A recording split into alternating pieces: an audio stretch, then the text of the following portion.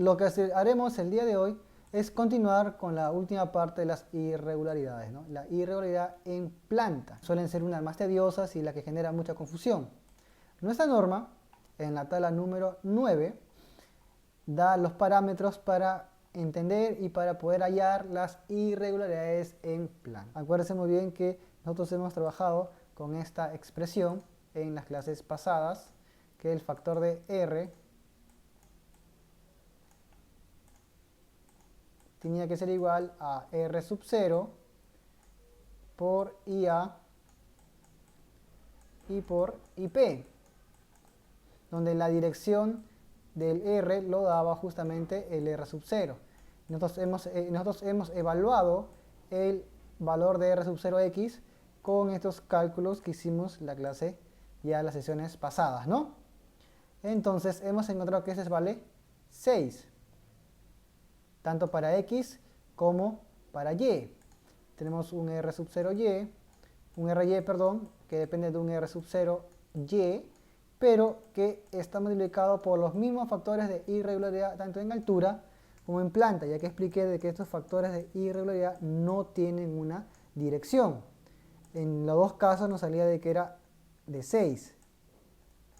Nosotros habíamos asumido de que esto era regular, por lo tanto era 1, 1. Por lo tanto trabajamos con un R igual a 6, cosa que aún nos faltaba corroborar de acuerdo con los procedimientos que estamos realizando. Ya hemos descubierto que el IA ya no es 1, ya que hemos encontrado de que el valor del IA,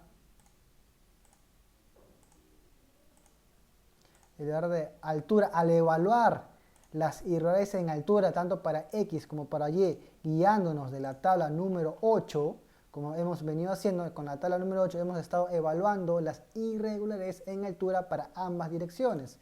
Para ambas direcciones, claro, en análisis en X, análisis en Y, análisis en X, análisis en Y, y hemos tenido que de todas siempre cogería siempre el menor. Hemos quedado que siempre tienes que tomar el menor de todos los valores de IA que tú estás encontrando para ambas direcciones, ¿no? Entonces encontramos que vale 0.9. Entonces este valor de IA ya hemos encontrado que vale 0.9.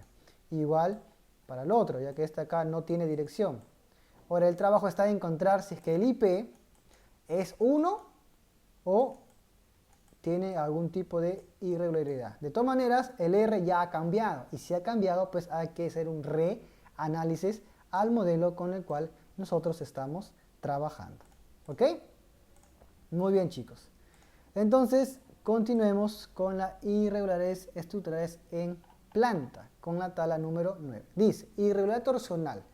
Existe irregularidad torsional cuando en cualquiera de las direcciones de análisis, otra vuelta, X o Y, el máximo desplazamiento relativo de entrepiso de un extremo del edificio, ojo, en esa dirección, calculada incluyendo la excentricidad accidental, es mayor que 1.3 veces el desplazamiento promedio, relativo promedio de los extremos del mismo entrepiso para la misma condición de carga. Este criterio solo se aplica en edificios con diafragmas rígidos y solo si el máximo desplazamiento relativo de entrepiso es mayor que 50% del desplazamiento permisible indicado en la tabla número 11. Profesor, no entendí nada. Esta es una de las irregularidades más complejas, por decirlo así, a la hora de interpretar qué es lo que te está tratando de decir. Por eso que hay que leerlo con mucha calma. Dice, existe irregularidad torsional cuando en cualquiera de las direcciones de análisis. A ver, hagamos un bosquejo, ¿ya? Esto de acá, vamos a hacer acá, a ver. Supongamos que tenemos una edificación en planta de esta forma. ¿Ok? Tenemos nuestras direcciones de la planta en X y en Y. Primero, existe irregularidad torsional cuando en cualquiera de las direcciones de análisis, a ver, supongamos que estamos analizando la dirección X, sismo en X, a ver. ¿Ok?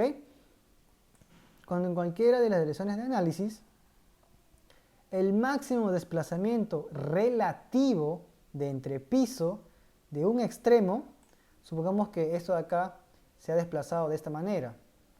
Vamos a ver acá.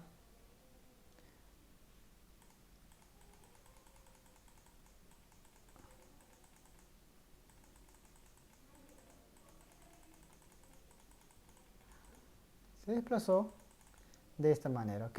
Este era su centro en un inicio. Y ahora, este es su centro, ¿ok? ¿Qué dice? En cualquiera de las direcciones de análisis, el máximo desplazamiento relativo de entre pisos de un extremo del edificio. Acá no podemos ver bien, bueno, acá es delta máximo. De un extremo del edificio. ¿Se acuerdan bien cuando hacíamos la parte de las derivas? Teníamos los máximos desplazamientos de entre pisos, ¿no? ¿Se acuerdan? Entonces se está refiriendo justamente a eso. Dice que el máximo desplazamiento relativo, o sea, un desplazamiento relativo, se está refiriendo al desplazamiento del punto I, del techo I menos el desplazamiento del techo I menos 1. Ese es un desplazamiento relativo, de uno con respecto al otro. ¿Okay? La deriva es la división entre la altura I.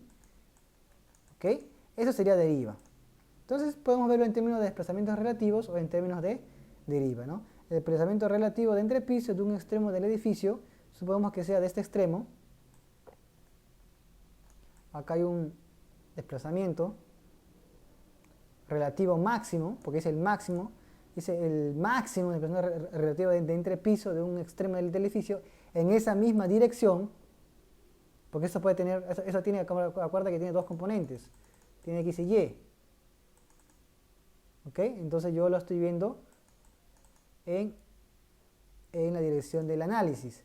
En esa dirección, calculado incluyendo la excentricidad accidental, ya sabemos que ese valor también ya lo hemos visto más anteriormente, es mayor que 1.3 veces. O sea, si el desplazamiento, ese desplazamiento máximo que hemos encontrado, es mayor a 1.3 veces, ¿qué cosa? 1.3 veces el desplazamiento relativo, otra vuelta relativo, promedio de los extremos del mismo entrepiso para la misma condición de carga. Promedio. Es decir, tengo acá quizás el punto 1, el punto 2, el punto 3. ¿Ok? El promedio. Incluso podríamos tomar este mismo también, o sea, punto 1, punto 2, punto 3 y punto 4. ¿Ok? Que veces el desplazamiento relativo promedio de los extremos del mismo entrepiso, es decir, mayor a un delta promedio, donde justamente ese promedio va a ser la suma de los desplazamientos máximos también, del relativo promedio del mismo entrepiso para la misma condición de carga. O sea, para esta condición de carga hay un punto de los cuatro que se desplazó más que otros, o sea, ese de ahí lo comparo contra que si es mayor a 1.3 veces la suma de los restantes. La suma de los demás desplazamientos de los demás nudos bajo la misma condición de carga y en el mismo nivel de entrepiso. Donde ese delta promedio simplemente es la suma del delta de 1, delta de 2 y delta de 3 entre 3. Si se cumple esto, entonces estamos bajo la condición de que existe irregularidad torsional. Ojo, este criterio solo se aplica en edificios con diafragmas rígidos, como el que tenemos acá. ¿Ok? Pero, y solo si el máximo desplazamiento relativo de entrepiso, ojo, si el máximo desplazamiento relativo de entrepiso es mayor que el 50% del desplazamiento permisible indicado en la tabla número 11. O sea, solamente voy a aplicar esto si es que el máximo desplazamiento relativo de entrepiso, ¿quién era el máximo? Este máximo. O sea, esto de acá solamente lo voy a aplicar si y solo si el delta máximo, ese delta máximo que yo ya encontré quién es, si el delta máximo que yo ya encontré es mayor que el 50%, o sea, el 0.5 del desplazamiento que me da la tabla número 11. Y la tabla número 11, si nos acordamos, nos daba este valor de acá. ¿Se acuerdan? La tabla número 11 que indicaba que había unos desplazamientos máximos permisibles que uno no podía excederse cuando tenía que controlar, cuando teníamos que controlar los desplazamientos de entre piso, ¿no? La tabla número 11, si no me equivoco, la tengo acá, esta es la tabla número 10. La tabla número 11. Ajá. Esta es la máxima distorsión entre piso. Para concreto armado era 0.007, pero acá me la dan en distorsión, si te das cuenta. Entonces, es solamente dividirlo entre altura HI para que esta acá sea justamente la distorsión que me da la norma. No debo pasarme, entonces, de 50% de cuánto, en el caso de concreto, de 0.07. Ojo, la norma te lo da no en desplazamiento relativo, sino en tema de distorsión. Entonces, si lo queremos comparar, comparemos una distorsión máxima. Entonces, acá prácticamente pasémonos, solamente dividirlo todo entre h. Como estamos en el mismo nivel, no hay ningún problema. Entonces, si lo vemos en términos de distorsión, llegamos a lo mismo, ¿no? Es decir, solamente puedes usar esto sí y solo si primero has tenido que cumplir esto.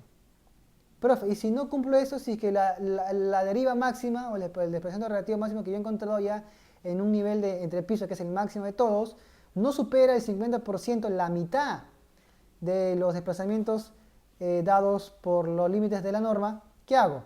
Ya no haces nada. ¿Por qué hace este control?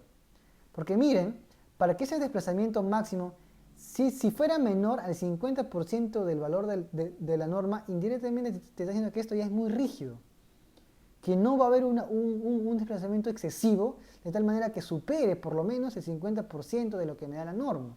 Yo controlo, acuérdate que acá, tú controlas tus derivas con lo que te da la norma. Tú lo controlas, puede estar acá, puede estar acá, puede estar acá, como hemos hecho acá, por ejemplo. Acá nosotros hemos controlado de esa manera, ¿te acuerdas? Entonces, hemos controlado de esa manera. De esta manera ya me indica qué tan rígido o qué tan flexible puede ser.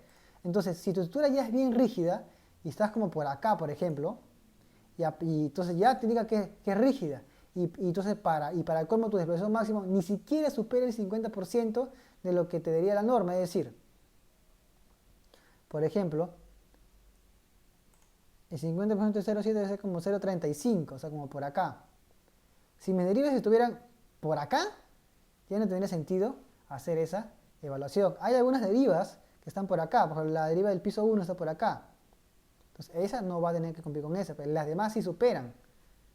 Entonces, quizás la 6 tampoco no. Entonces, eso hay que estar evaluando. Solamente aplico eso cuando compruebo de que existe este caso que está acá. Si no existe este caso, entonces no hay ni un problema, ¿me entiendes? Y para el otro profesor, el otro es exactamente la misma.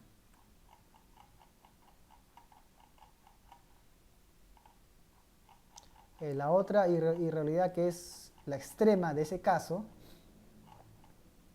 es la misma, es torsión extrema, que existe irrealidad torsión extrema cuando en cualquiera de las direcciones de análisis el máximo desplazamiento relativo entre pisos de un extremo del edificio de esta dirección calculado incluyendo dirección accidental es mayor. Ahora ya no es 1.3, como era casi, es 1.5 veces el desplazamiento relativo promedio de los extremos del mismo entrepiso para la misma condición de carga. O sea, esto lo hacemos para dirección X y para dirección Y. Porque acá hemos evaluado para una dirección, ahora falta evaluar para la otra dirección exactamente lo mismo. ¿Ok? Para una dirección y para otra dirección.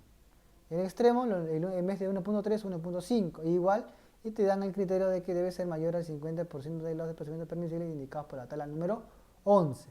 En planta, estas son las dos irregularidades más complejas, por decirlo así, ya que las demás son muy sencillas de entenderlas, hasta incluso de poder desarrollarlas en una hoja de cálculo. Entonces, lo que vamos a hacer ahora es tratar de desarrollar las irregularidades en planta, al menos las dos que ven ahí. ¿Ok? Entonces, he traído estas expresiones que pueden un poco resumir lo que hemos estado hablando acerca de la irregularidad torsional. Vamos poco a poco a ir construyendo esto Vamos a cogernos un poco de acá, como ya ha sido costumbre. ¿Ok? Vamos a armar, la idea es que se entienda cómo se trabaja o cómo se interpretan esas irregularidades para que ustedes más adelante, cuando tengan algún proyecto o algún trabajo de la universidad, pues puedan desarrollarlo tranquilamente, ¿no? ¿Ok? Entonces tenemos acá el primer caso.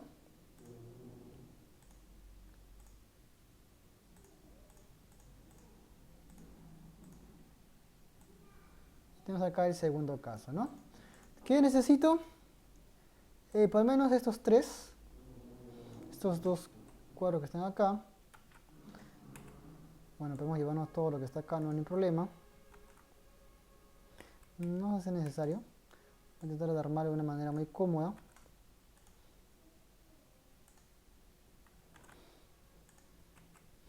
Ok, el número de pisos, la altura en X.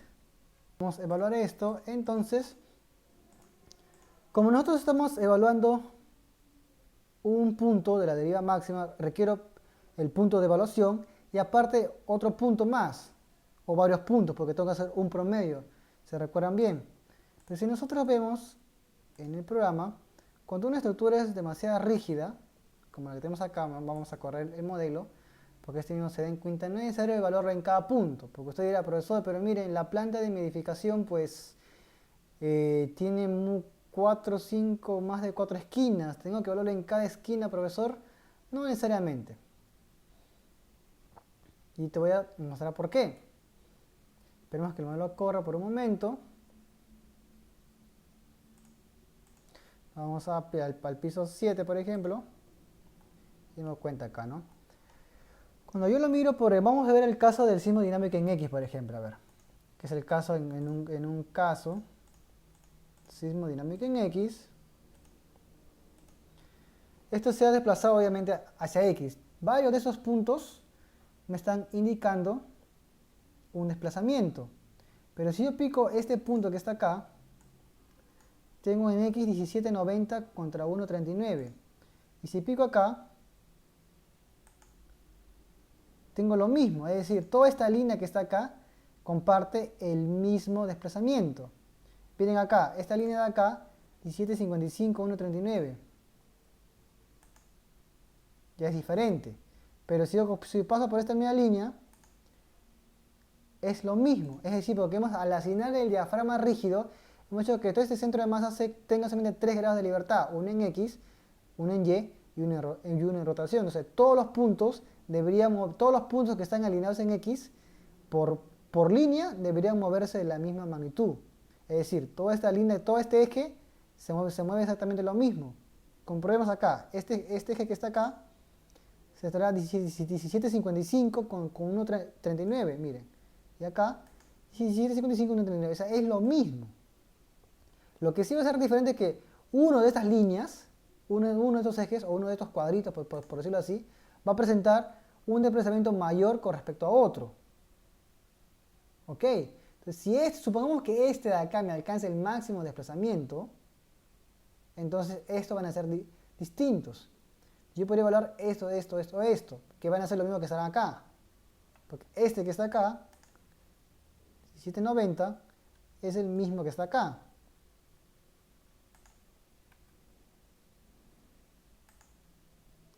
Es por eso que yo voy a solamente evaluar 2 puntos nada más. Para eso me voy a apoyar de este gráfico para que se entienda mejor. ¿Ven este gráfico que está acá? Creo que acá se puede entender mejor, ¿no? Evalúo un punto, va a ser el que se desplace lo máximo posible, y el otro extremo, que sería este, que es el mismo que está acá, va a ser el punto de evaluación. Entonces voy a evaluar uno con respecto a cuánto se tuerce o cuánto se ha, mejor dicho, rotado en planta un punto con respecto al otro. Entonces acá voy a llamar extremo 1 y aquí voy a llamar extremo 2. Uno de ellos va a ser mi punto de control. Acá voy a poner los desplazamientos máximos en X, desplazamientos máximos en Y. En X y en Y, para el primer punto como para el segundo punto. Luego evaluar quién de esos dos es el máximo, supongamos que es el 1, evaluarlo con el promedio de esos 2, que como dice justamente la norma. ¿Ok? Si este es igual a este, igual a este es igual a este. Sacarle el promedio de delta 1 más delta de 2 entre 2 no sería igual que sea delta 1 más delta 1, 2 delta de 1 más 2 delta de 2 entre 4, no sería delta 1 más delta 1 entre 2. ¿Me dejas entender? Si tú le tomas a todo sería 2 delta de 1 más 2 delta de 2. ¿Por qué, profesor? Porque ya te expliqué de que este punto de acá es el mismo que está acá, por la línea que hemos hablado. Esta línea que está acá se mueve 1790. Esta de acá se mueve lo mismo. Por lo tanto, evaluar este delta 1 acá es igual que acá. 2 delta de 1 más 2 delta de 2 entre el promedio, que es 4. Que sería igual que decir solamente delta de 1 más delta de 2 entre 2. Por eso que solamente voy a evaluar 2 puntos. ¿Ok? Acá le vamos a insertar un símbolo de desplazamiento. Ojalá que lo encuentre rápido. Acá está.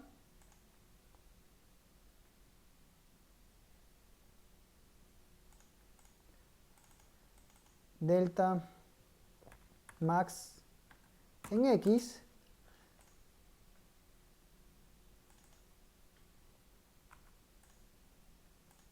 para que se entienda mejor. Acá delta máxima en Y, en X, perdón. Ajá.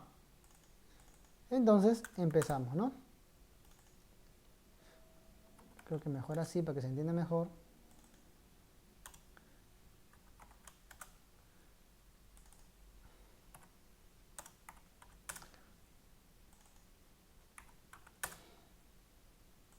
Paso acá.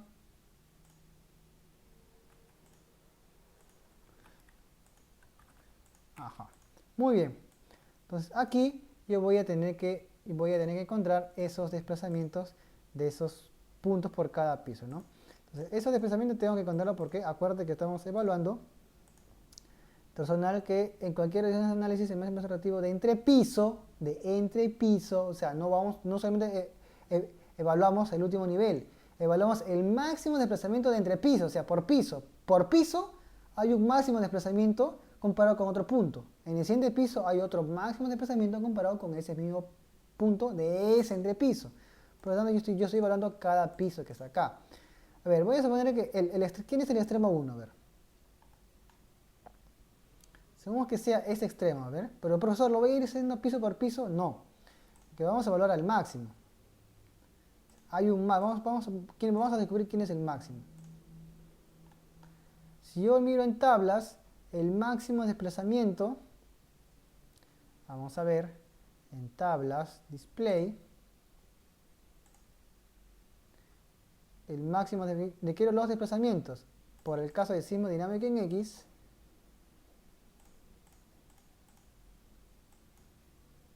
estos son los máximos desplazamientos en X. O sea, hay un extremo que ha tenido el desplazamiento en X y desplazamiento en Y. O sea, uno de estos extremos se ha desplazado un valor en X y a la vez en Y. Entonces, yo voy a trabajar con ese valor. Con este de acá, por ejemplo.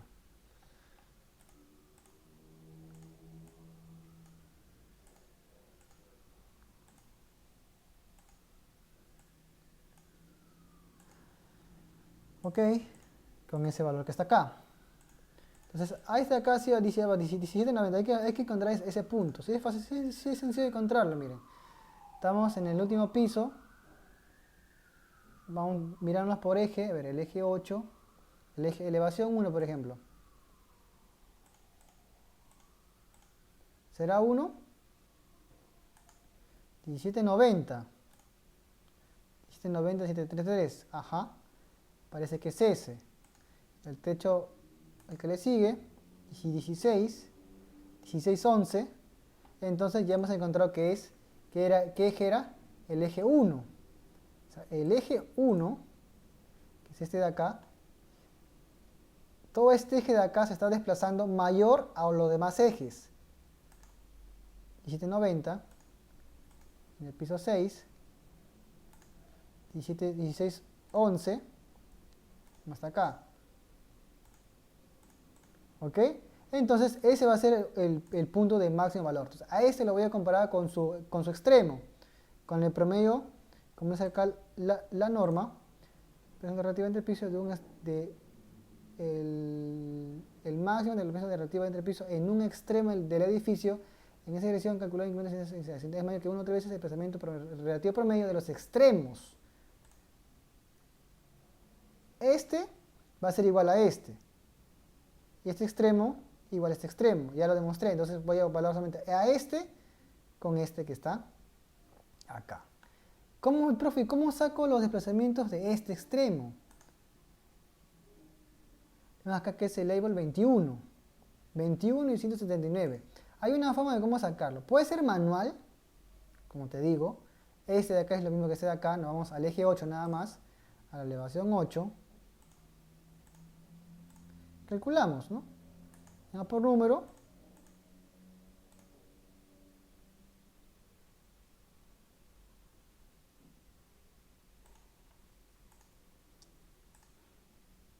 Podemos ir ahí por número.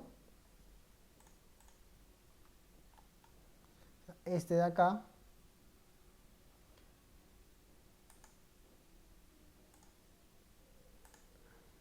Parece que se mueve. Este incluso pero es tan simétrico que se mueven exactamente lo mismo. 1790.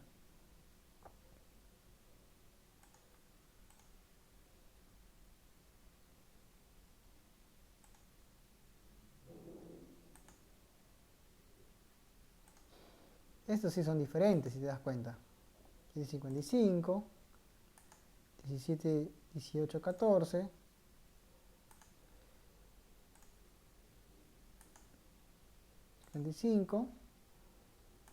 Y se mueve exactamente lo mismo. O sea, incluso comparar este contra este es que te dé lo mismo prácticamente. O sea, no hay una gran diferencia, porque la estructura es regular, pero no presenta como esa. Uno incluso ya puede deducir a grandes rasgos que este no va a tener una irregularidad torsional en planta, o sea, en la vida, porque ni siquiera la forma me la permite, ¿no? Pero tendríamos que evaluarlo. Por ejemplo, yo tenía que evaluar este de acá contra este de acá. La idea es que tú hagas esto, que evalúes esto contra esto, porque este es igual a esto. Porque si esto de acá hubiera tenido la forma que tengo acá, ahí sí, pues miren, hay una gran diferencia, pero acá no, pues acá no hay una gran diferencia, por lo tanto sería factible, pero sí podemos hacerlo a modo de ejemplo, ya que si, ¿qué pasaría? Pero tú dices, profesor, ya, pero acá me salen iguales, sí, está bien, pero ¿qué pasaría si fueran diferentes? ¿Cómo saco justamente esto de acá? Sencillo, te voy a enseñar cómo hacerlo, mira. Supongamos que esto de acá rotara, ¿no? O sea, estuviera más o menos rotado, entonces tú tenías que evaluarlo contra este extremo que está acá. Entonces, ese extremo tiene una etiqueta y una etiqueta que sea 21. Yo puedo ir acá a tabla, a análisis, a resultados, voy a desplazamientos, por joints, espero a que cargue un momento, y busco. Este que incluso lo puedes exportar en tabla.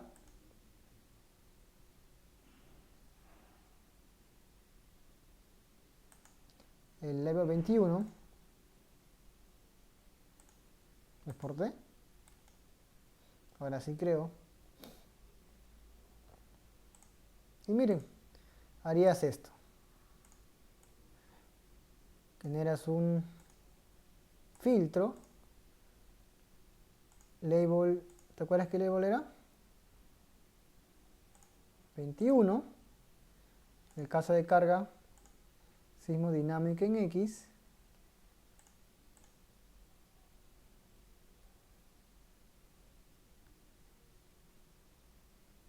Y era este, ¿no? Si no me equivoco, era ese el label que estábamos buscando. 121, 21 y 182 para el piso 7. Ajá.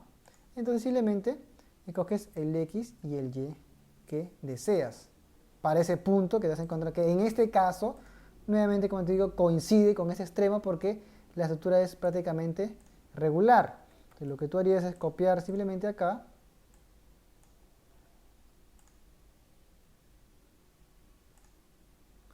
Y sería exactamente lo mismo porque, como ya te expliqué, la estructura es regular, ¿no? Pero te estoy explicando cómo sería en caso fueran distintos. Entonces luego, para el mismo caso extremo, sacaría sus derivas. ¿Ok? Ahora acá es... Vamos a llevarlo acá. Ahora esto ya no sería acá. Ahora acá sería deriva. Deriva en X.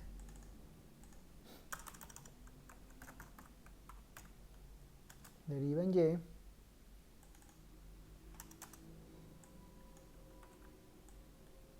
Le pasamos acá. ¿Ok? Entonces, la deriva, si lo queremos pasar, ¿por qué lo queremos pasar en deriva, profesor? Porque tú tienes que comparar esto. Y esto es una deriva. Entonces tienes que pasarlo a deriva para que puedas comparar este caso, porque este es el más importante. Ahora, ojo, esta deriva que te da la norma, como hemos venido acá desarrollando, esto ya no me sirve. Esa deriva que nosotros hemos calculado para hallar eso acá, es una deriva inelástica. ¿Cómo sabes que es una deriva inelástica? Porque estas derivas que inicialmente estaban acá, sacadas por el programa, eran elásticas. Y yo las pasé a inelásticas multiplicando por ese factor de R. Para justamente compararlas, porque la de la norma te da una deriva inelástica. Entonces, profesor, ¿cómo voy a comparar acá si esta es inelástica, si esta es elástica? La vuelvo inelástica. ¿Cómo hago eso, profesor? De esta manera. ¿Cuánto vale nuestro R? Nosotros ya sabemos que inicialmente, bueno, podemos asumir que esto ya vale 6, ¿no?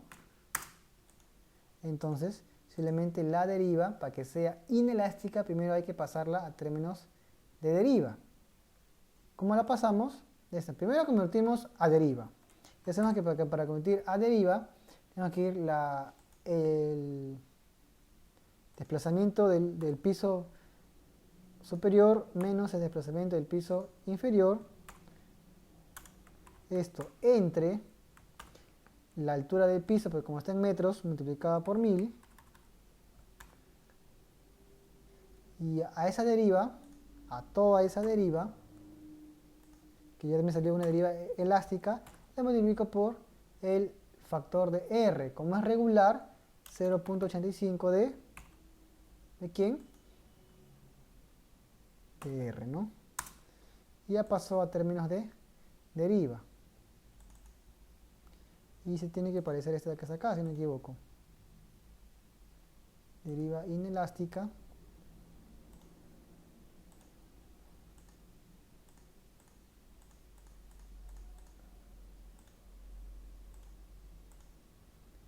Ahí está acá 1990.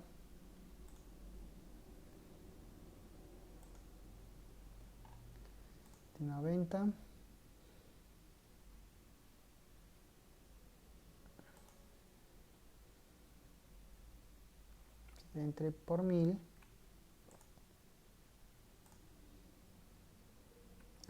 Perdón. Yo le he multiplicado por 0.85, ¿no? La norma me dice que cuando es regular, lo tengo que multiplicar por 0.75 cuando es regular, y cuando es irregular por 0.85. Claro, yo sé que es irregular, pero aún estamos asumiendo que es regular.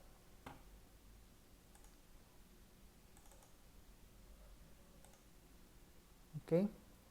Por 0.75 de R, ¿no? Mi deriva es 0.06.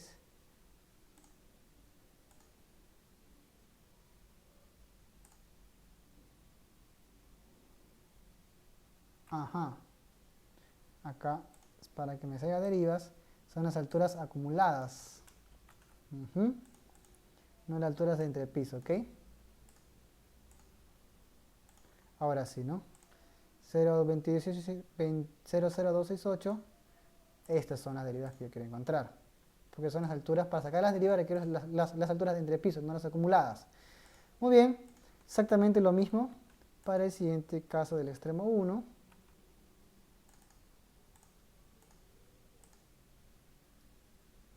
acá es este que está acá. Esa es la derivada en y. Y para el extremo 2 sería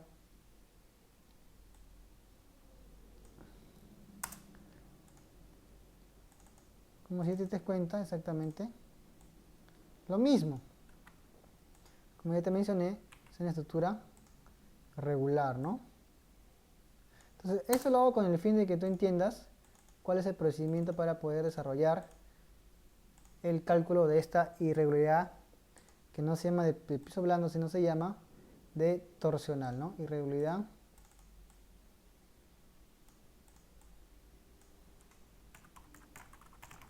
torsional, ¿no? Entonces, esa irregularidad la iremos calculando de esta manera, ¿no? Esto lo voy a pasar acá. ¿Qué más?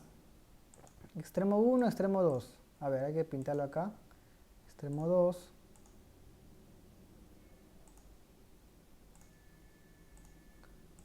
Extremo 1. Y el extremo 2, ¿ok? Hago eso para tratar de diferenciarlo, ¿ok? Luego, las derivas promedios. Deriva promedio para x y para y del extremo 1 y deriva promedio del extremo 2. ¿De acuerdo? El extremo 1 tiene una deriva en x y en y. El extremo 2 tiene otra deriva en x y en y. Entonces, tengo que tomar el promedio de las x, el promedio de las derivas en x y el promedio de las derivas en y. ¿Ok? Continuamos, ¿no? La deriva promedio en x y deriva promedio en y, ¿no? Y acá, ¿cómo lo pondría? Porque se puede entender un poco bien. La deriva promedio en x sería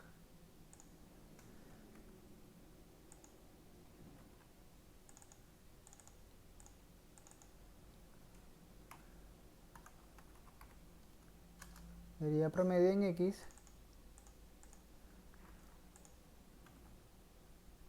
y deriva promedio en y. ¿Cómo saco esa deriva promedio, profesor?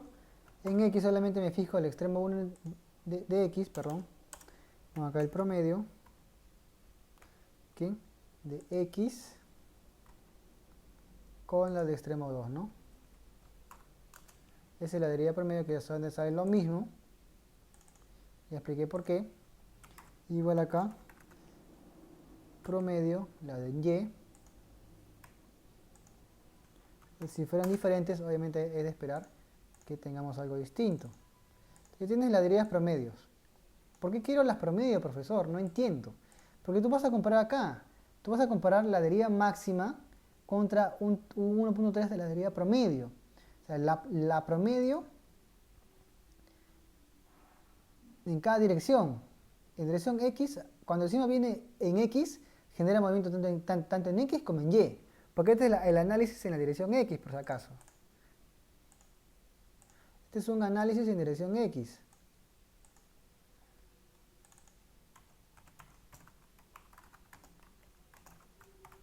Cuando el signo viene en x, me genera dos movimientos a un punto, en x y en y. Obviamente más predominante en x. Cuando viene en x, en el extremo 1 me produjo desplazamiento en x y desplazamiento en y. Y mira la gran diferencia, obviamente, porque viene más en x. Y en el punto 2, también un desplazamiento en x y un desplazamiento en y. Ahora, para el primer extremo, esos desplazamientos en x y en y, que me genera ese movimiento de signo en x, los pasé a derivas en x y en y. Y para el desplazamiento en 2, también los pasé a derivas en x en y. Tengo acá deriva en x en y y deriva en x en y. Yo quiero el promedio, porque yo voy a analizar el signo en la dirección x. Entonces quiero las derivas en promedio para x y también a la pasada las derivas en promedio para y. Antes de pasar a evaluar, tengo que ver si el desplazamiento máximo permitido es, acá puedo poner esto, tengo que evaluar esto. Tengo que primero evaluar esto para las promedios en x y para las promedios en y. ¿Ok? Tengo que evaluar para la máxima en x, si es que esta deriva de la deriva máxima en x que se generó es mayor que el 50% de la permisible. ¿Cuánto es el 50% de permisible? La permisible es 0.07. Entonces,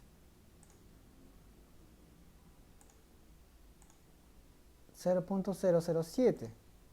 Esa es la máxima permisible.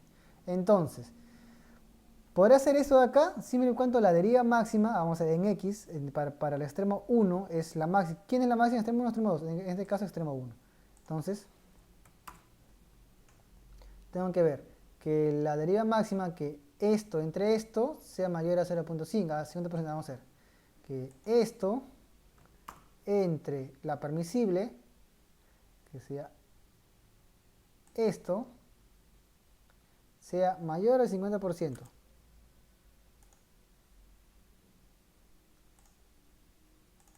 Si te das cuenta, no lo ha superado. Obviamente porque esto es una planta muy regular. Aunque si tú te das cuenta,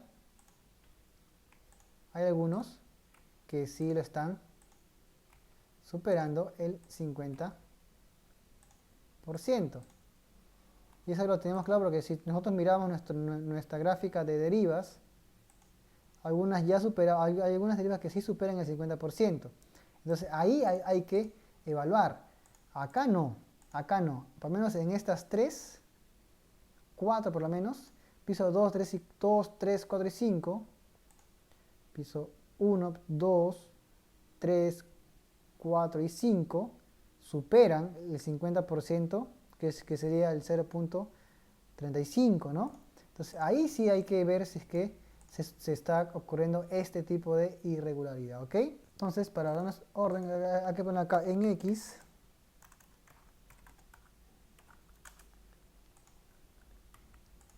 y acá también en y. Por eso, ¿por qué en y, profesor? Puede ser que trate el caso de que sea bien irregular y se mueva tanto en x y también bastante en y. ¿Qué hemos evaluado en x? De la deriva máxima. ¿Por qué? ¿Por qué del extremo 1? Porque en el extremo 1 justamente hemos descubierto que se genera el máximo desplazamiento. Entonces acá harías exactamente lo mismo pero con y. Si la deriva en y dividida entre este valor de acá, que es f4, supera el 50%. En este caso es muy poco probable que lo supere.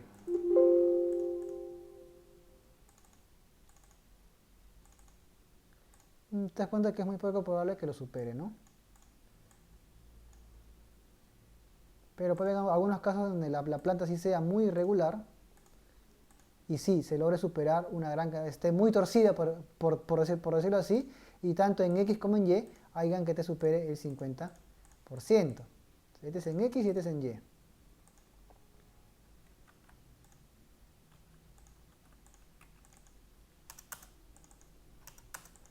Ahora, entonces veamos, ¿no? Este también en X y en Y. Vamos a evaluarlo tanto en X como en Y, pero para el caso del extremo 1, porque es el caso que justamente me da el mayor desplazamiento. O sea, estamos evaluando en el punto, al final estas evaluaciones se hacen en el punto donde se ha generado el máximo desplazamiento. Hemos evaluado otro extremo porque lo necesitamos como apoyo para poder hallar el desplazamiento promedio, como hemos hecho acá. Este acá solamente existe si que yo he podido evaluar otro que está acá, como es el extremo 2. Entonces, al final yo trabajo solamente con los X y con los Y del extremo que me genera el mayor desplazamiento. Acá, por ejemplo, acá yo evalúo quién es el máximo desplazamiento, en qué dirección, en X, porque justamente es el que más, bueno, en el extremo 1, porque es el que me ha generado mayor movimiento, ¿no? Evalúo justamente acá del extremo 1 contra el máximo, ¿no? Y luego también para ese mismo extremo, en X y en Y. Ahora, para ese mismo extremo, este de acá, no hay ningún problema. Porque acá este no ha superado, bueno, en Y ninguno ha superado, ¿no? En Y no tengo problema porque ninguno ha superado el 50%. O sea, no puedo hacer esta evaluación, mira. En Y yo no puedo hacer este tipo de evaluación porque ninguno superó el 50%. Acá no superó el 50%, acá tampoco. Pero acá, en estas 4 sí, acá no. Entonces, aquí yo tendría que evaluar, porque me dice acá, si me supera ese 50%, evalúame esto. Entonces, ¿cómo evalúo eso? Que el delta máximo, la deriva máxima en x del extremo 1, o sea, dijimos, esta es la deriva máxima, si esta de acá, dividida entre la promedio, ¿quién era la promedio? Esta, ¿sí o no? Si es mayor a 1.3, ya tienes irregularidad. En este caso, obviamente, te va a salir igual porque son exactamente lo mismo.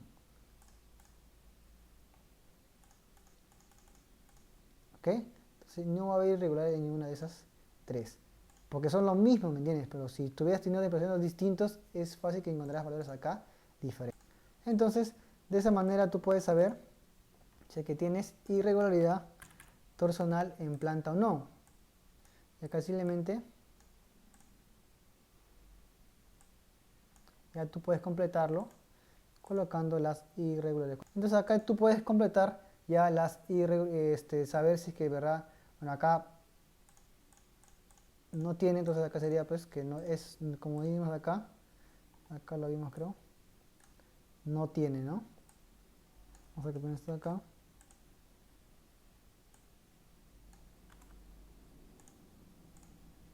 Está en términos de fórmula. Se presenta, vamos a ver acá.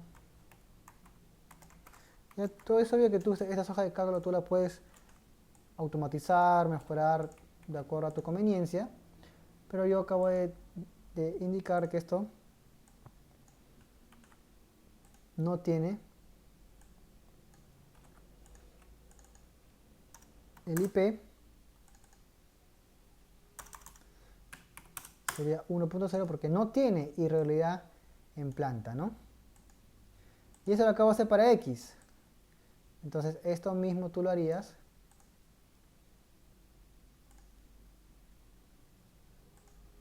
para Y. Esto mismo que acabo de hacer, tú lo harías para Y. Exactamente lo vamos a eliminar esto de acá. Esto acá tú lo harías para la dirección Y. ¿Ok? Exactamente lo mismo. Como lo hemos estado haciendo hasta ahora, lo harías para la dirección Y. Incluso creo que hasta se puede hacer algo rápido incluso. Puedes llevarte esto que está acá rápidamente para terminar en esta parte. Vamos a una copia acá.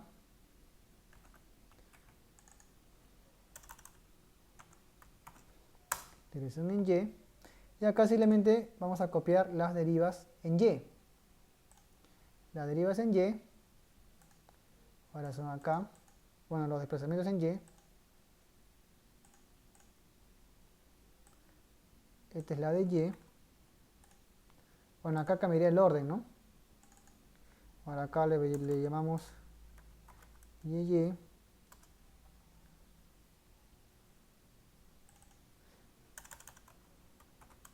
Acá le llamamos XX, porque estamos cambiando el orden.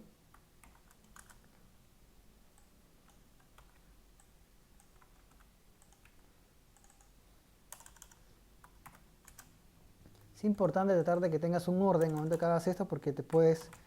Es por eso que muchas personas suelen incurrir en los errores debido a que no manejan un orden para esos tipos de cálculos, ya que eso se vuelve un poco tedioso porque estás sacando varios resultados de puntos, de nudos, entonces el orden es importante, ¿no?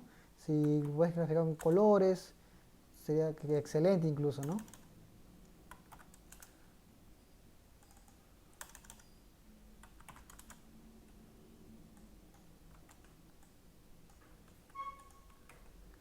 Entonces, ahí todavía incluso sería excelente. Entonces, como le venía comunicando, el orden es importante, ¿no? Entonces, lo que vamos a ver acá simplemente sería llevar la de Y, la que le corresponde a Y.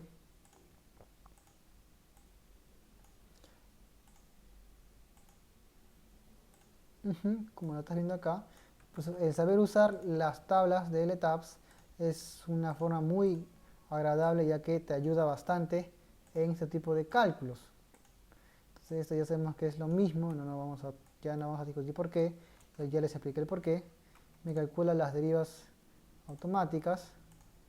Vamos a acá con R6. Bueno, en este caso sería Rx en 6. Y acá yo le pondría acá un R en 6. Entonces para el cálculo de heridas, para no complicarnos, en vez de acá sería el de acá, ¿no?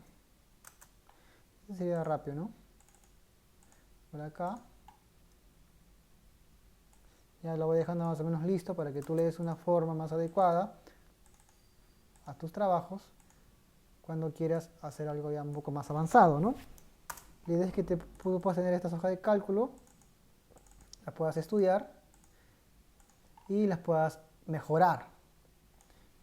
Mejorar para algún trabajo, algún proyecto y ya con los conocimientos obtenidos, ¿no? Entonces es exactamente lo mismo. Estoy llegando a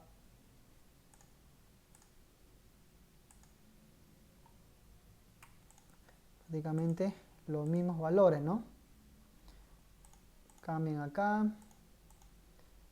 Bueno, en el porcentaje cambia obviamente. Acá superó el 50%. Acá. Incluso en este nivel ha superado más incluso. En este de acá, todavía sigue viendo. Acá superó 3 niveles, 3 derivas en X. En X, ¿quién es en X? El negro, ¿no? En X superó el piso 2, 3 y 4 prácticamente, miren. Este piso también lo superó. El piso 2, 3 y 4, hasta el 5 prácticamente, ¿no? En X. El 1, el 2 lo superó, el 3, el 4 y el 5 lo superó. Y en Y, el piso 1 no ha superado, pero el piso 2 sí, el 3, el 4, el 5 y hasta el 6 quizá. El 2, el 3, el 4, el 5 y el 6, ¿ven? Estamos comprobando lo que hemos hablado acerca del 50% de la herida máxima. Eso es lo que te indica acá la norma, ¿no? Entonces, prácticamente ya hemos comprobado de que no tiene irregularidad torsonal en planta, como me indica la norma en la tabla número 9. Y para la irregularidad torsonal extrema, profesor, es exactamente lo mismo. No nos vamos a entrar a tallar. Es la misma fórmula, la misma secuencia, muchachos. La misma secuencia, ahora que acá es 1.5. Es decir, acá tienes que ver que si te sale mayor a 1.5, existe irregularidad torsonal y tienes que siempre, antes de hacer esto, corroborar de que sea mayor al 50%. Entonces ahí tienes que tener bastante en cuenta, ¿ok? Esta parte de acá, ¿ok? Y ya para terminar, y como ya te expliqué, es la misma. Las irregularidades de esquinas entrantes también es un tipo de irregularidad que nuestra estructura, pues, particular presenta, pero no gran cantidad. Esta gráfica que está acá me ayuda bastante a entender lo que es la irregularidad en esquinas entrantes. Es un tipo de irregularidad que también presentan algunas edificaciones. Entonces, irregularidad en, a ver cómo se llama, la norma lo llama esquinas entrantes, ¿no?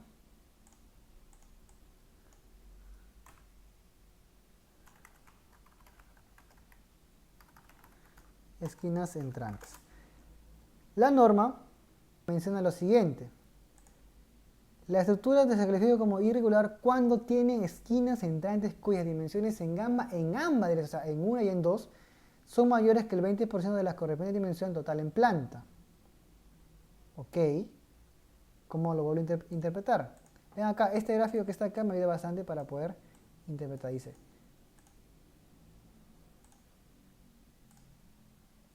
ten en cuenta acá, dice, la estructura se califica como irregular cuando se tiene esquinas centrales. Tienen esta forma de las esquinas, cuando mantienen esta forma, puede ser que tenga irregularidad siempre y cuando las dimensiones de estas esquinas, que tienen una dimensión en A y en B, son mayores que el 20% de la correspondiente dimensión total en planta. Es decir, este A es mayor al 20% de acá, y este B es mayor al 20% de acá. Solamente así se obtiene una irregularidad en esquina entrante. Caso contrario, no. Entonces, puedo apoyarme con estos, bueno, acá he tratado de hacer la interpretación de lo que hemos hablado. Si es que esta dimensión es mayor al 20% de su dimensión en planta total, y además la otra es mayor a la que le corresponde, existirá irregularidad torsional, irregularidad debido a las esquinas entrantes. Puedo llevarme esta tabla que está acá, de piso, puedo llevarme, a ver, ¿qué más requiero? Requiero la dimensión, a ver, vamos a ver. ¿Tendrá o no tendrá? Veamos. Requiero esto. Acá. Vamos al piso 1, por ejemplo.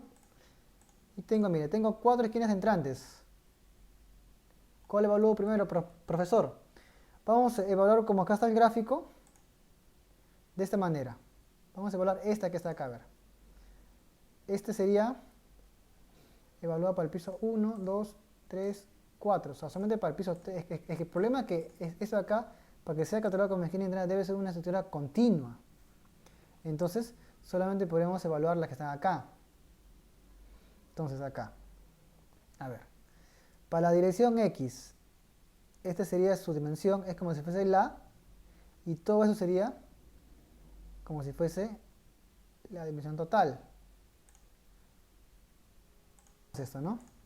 Acá ponemos acá una distancia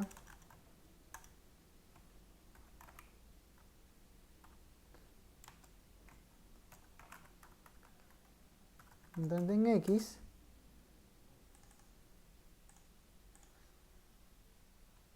y una distancia total en X. ¿Ok? Para comparar lo que me está pidiendo el programa. Bueno, la norma, mejor dicho, ¿no? El nivel de piso. En X, a ver, en X, supongamos que X sea esto. ¿Esto cuánto me mide esto de acá? A ver. ¿Esto cuánto me mide?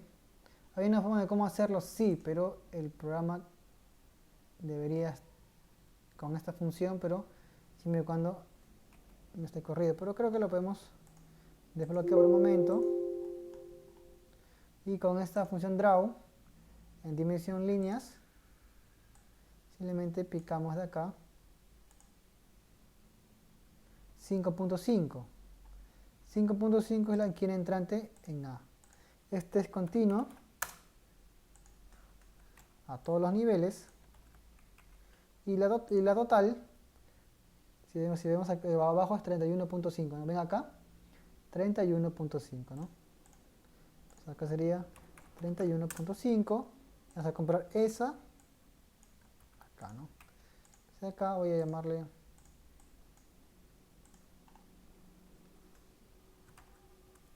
asterisco.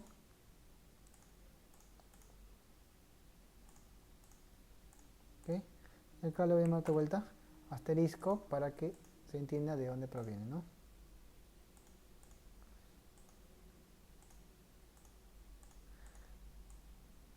¿Ok?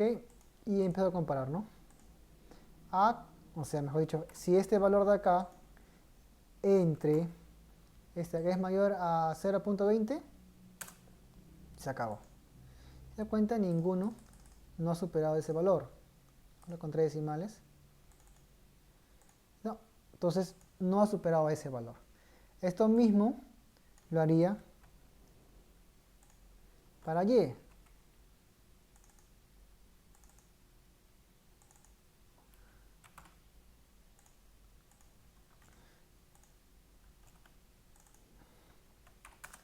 Para Y.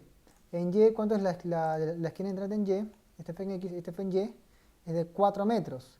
4 contra, ¿cuánto vale toda esta longitud? 4 contra, ven abajo, por acá mira, en Y vale 21, o sea, 4 contra 21, a ver. Sería 4.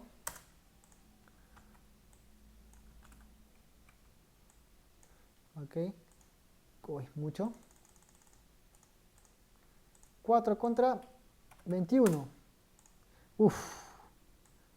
Como que estuvo ahí, ¿no? Raspando, ¿no? Raspando ahí. Entonces, si nos damos cuenta, ninguna de ellas no hemos encontrado esquinas entrantes. Acá presenta, no tiene, ¿no? Y nuestro valor de IP, ya estamos viendo cada rato cómo calcularlo, seguirá siendo el valor de 1. Entonces, esta es una forma de cómo calcular las reglas de esquinas entrantes. En estructura torsonal en planta ya es parecido a como ya les explicó cómo sacarla, esquinas entrantes, y por último, la discontinuidad del diafragma y sistema unos paralelos. Estos dos errores no la presentamos en nuestra estructura, pero es bueno tenerla en cuenta. En sistema no paralelos, por ejemplo, se considera que existe irregularidad cuando en cualquiera de las direcciones de análisis los elementos resistentes a fuerzas laterales no son paralelas. ¿Ok? O sea, supongamos que nosotros tenemos escritorio 5.4 categoría. ¿Ok? Supongamos que tenemos una estructura que no es regular y que sus ejes sean así, inclinados. Por acá hay una columna, otra columna, es un sistema irregular. Entonces, estos ejes son sistemas resistentes a fuerza. Entonces, ¿qué pasa? Se descubre que existe irregularidad cuando en cualquiera de las direcciones de análisis los elementos perdón, resistentes a fuerzas laterales no son paralelos. Se refiere a esto, que no son paralelos. No son paralelos. No se aplica si los ejes de los pórticos o muros forman ángulos menores que 30 grados, ni cuando los elementos no paralelos resisten menos que el 10% de la fuerza acordante de peso. Es decir, si tú te encuentras con este caso, sistemas no, son ejes que no son paralelos entre sí. Son ejes que no son paralelos entre sí. Ok. Bueno, pues entonces profesor, ¿tiene irregularidad de sistemas no paralelos? Espera un momento.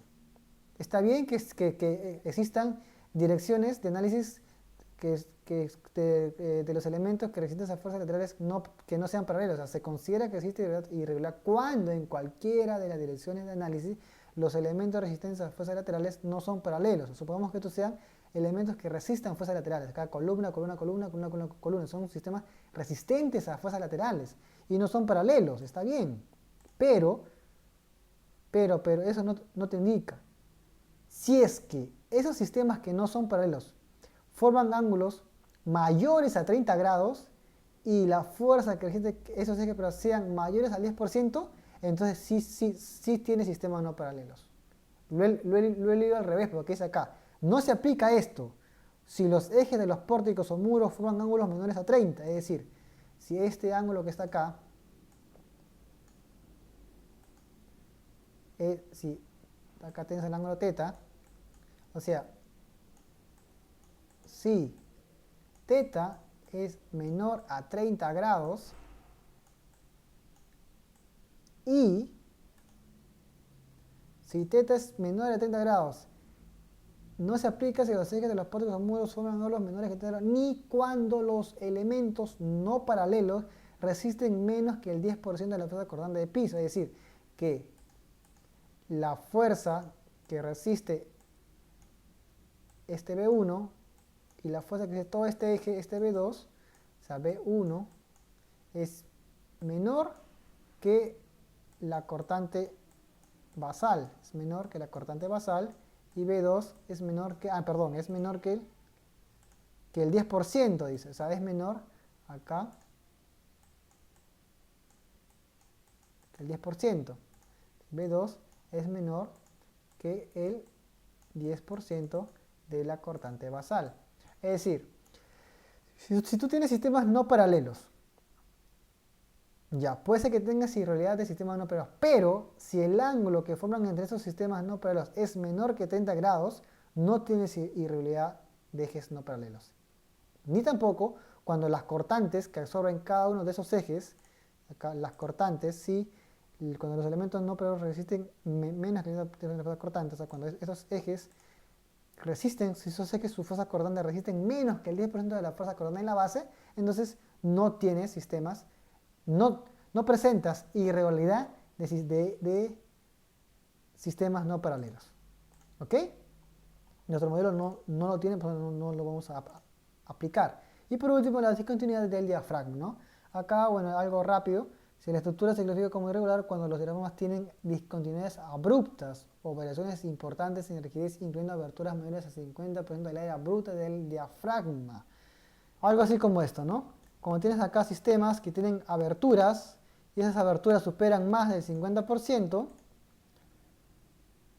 del área bruta del diafragma, entonces también existirá irregularidad del diafragma. También existirá cuando en cualquiera de los dos de los pisos y para cualquiera de las direcciones de análisis, si tiene alguna sección transversal del diafragma con un área neta resistente menor que el 25% del área de la sección transversal total de la misma dirección calculada con las dimensiones totales en planta. Entonces, esta es una forma de cómo representarla. Si las aberturas superan el 50% del área en planta, existe irregularidad de la discontinuidad del diafragma. Y hasta aquí hemos cumplido con la totalidad del temario.